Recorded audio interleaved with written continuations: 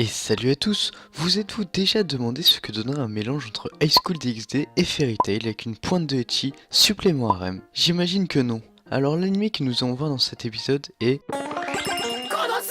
Konosuba est un light novel écrit par Natsume Akatsuki et illustré par Kurone Mishima.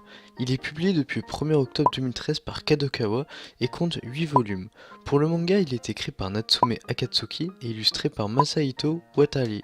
Il est publié depuis le 9 septembre 2014 dans le Monthly Dragon Age et compte 2 volumes. Mais encore une fois, ce qui nous intéresse, c'est l'anime. Il est réalisé par Takaomi Kanazaki, produit par Rie Ogura et scénarisé par Makoto Uezu. Au niveau du studio, c'est le studio Dean qui s'en charge. Il a été diffusé du 14 janvier 2016 au 16 mars 2016 et compte 10 épisodes.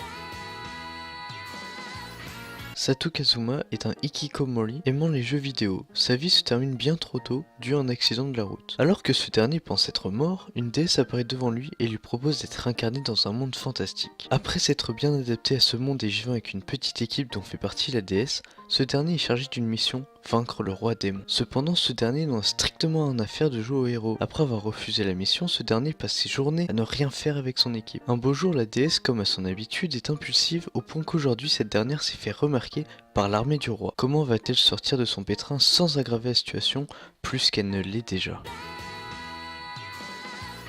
Pour commencer, on a Sato Kazuma, c'est le protagoniste principal de la série. C'est un adolescent de 16 ans qui vit coupé du monde et des autres, cloîtré dans sa chambre, refusant toute communication. Il fait un arrêt cardiaque et meurt sur le coup. Il est envoyé dans un monde fantastique, forçant Aqua à venir avec lui après qu'elle l'ait provoqué. Kazuma est classé comme un aventurier qui, en dépit d'être à plus basse classe, lui permet d'apprendre diverses compétences d'autres classes. Kazuma apprend les compétences de base telles que le vol. Ensuite on a Aqua, la déesse de l'eau qui a été forcée d'aller au monde des RPG par Kazuma. C'est une fille simple d'esprit et énergique qui aime recevoir la vénération pour son statut et se fâche facilement. Comme un archiprêtre et une déesse, elle est puissante contre les démons et les morts vivants. Elle est également capable de ressusciter les gens récemment décédés. Après on a Megumin, une archimage qui fait partie des démons écarlates. C'est un groupe d'humanoïdes puissants qui possèdent les cheveux noirs et les yeux rouges. Megumin ne connaît qu'un seul sort, un sort d'explosion, tellement puissant qu'à chaque fois qu'elle l'utilise, elle ne peut plus bouger pour le reste de la journée.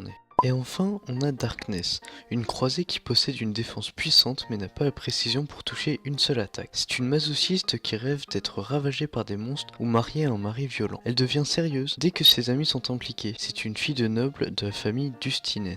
Chaque personnage parodie un stéréotype. Kazuma est le personnage intelligent, sans talent mais le seul saint d'esprit.